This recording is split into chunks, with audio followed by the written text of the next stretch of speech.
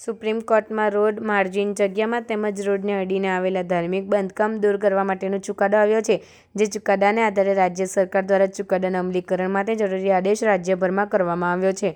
જે અંતર્ગત અંકલેશ્વર એસડીએમના વડપણ હેઠળ અંકલેશ્વર તાલુકાના મામલતદાર, ટીડીઓ, પીડબ્લ્યુડી, હાઈવે ઓથોરિટી અને જિલ્લા પંચાયત માર્ગ અને મકાન વિભાગ પાસે આવા બાંધકામોની વિગતો મેળવી હતી અને કોર્ટની ગાઈડલાઈન આધારે જરૂરી કાર્યવાહી કરવા આપવા સૂચના આપવામાં આવી હતી. જે અંતર્ગત અંકલેશ્વર તાલુકામાં પાલિકા વિસ્તારમાં 3PW વિભાગ અંતર્ગત 6 ટીડીઓના હસ્તગત તાલુકાના ગ્રામ્ય વિસ્તારમાં 2 અને નાકાઈ અંતર્ગત 1 કુલ 12 જેટલા જૂના ધાર્મિક સ્થળો જે માર્ગને અડીને આવેલા છે તેને સંબંધિત વિભાગ દ્વારા નડતરરૂપ છે.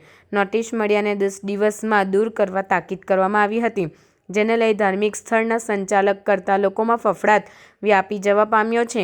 આ અંગે હાલ સંબંધિત વિભાગ કોર્ટના આદેશ આધીન કાર્યવાહીને લઈ સત્તાવાર કંઈ પણ કહેવા માટે અગણ્યા રહ્યા છે.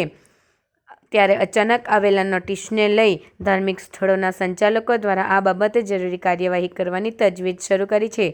પ્રથમ હિયરિંગ થશે, પછી કાર્યવાહી થઈ શકે છે.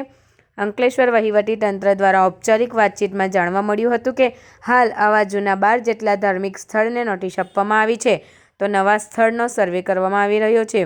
જે નોટિસની સુનાવણી સાથે હિયરિંગ કરવામાં આવશે. જે હિયરિંગ બાદ કોર્ટના આદેશ આધીન કાર્યવાહી કરવામાં આવશે.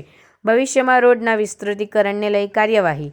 તંત્ર દ્વારા હાલ કોર્ટની ગાઈડલાઈનના અનુસરણ સાથે સરકારમાંથી મળતી સૂચનાને આધારે કાર્યવાહી કરવામાં આવી રહી છે. ખાસ કરી ભવિષ્યમાં જ્યારે રોડનું વિસ્તૃતિકરણ કરવામાં આવે ત્યારે આ ધાર્મિક સ્થળો જો હોય અને તેને દૂર કરવામાં આવે ત્યારે કોઈ વિવાદ ન સર્જાય તે માટે અગમચેતી રૂપે હાલ કાર્યવાહી કરાઈ રહી છે. જિલ્લા કલેક્ટરના વડપણ હેઠળ સમગ્ર જિલ્લામાં કાર્યવાહી. સરકાર દ્વારા સુપ્રીમ કોર્ટના ચુકાદાને આધારે વિવિધ જિલ્લા કલેક્ટર આ અંગે જરૂરી સૂચના આપવામાં આવી હતી. જે સૂચના આધારે જિલ્લાના તમામ વિભાગને સંકલન કરી તાલુકાવાર કાર્યવાહી સંબંધિત વિભાગ દ્વારા શરૂ કરી પ્રાથમિક નોટિસ આપવામાં આવી રહી છે.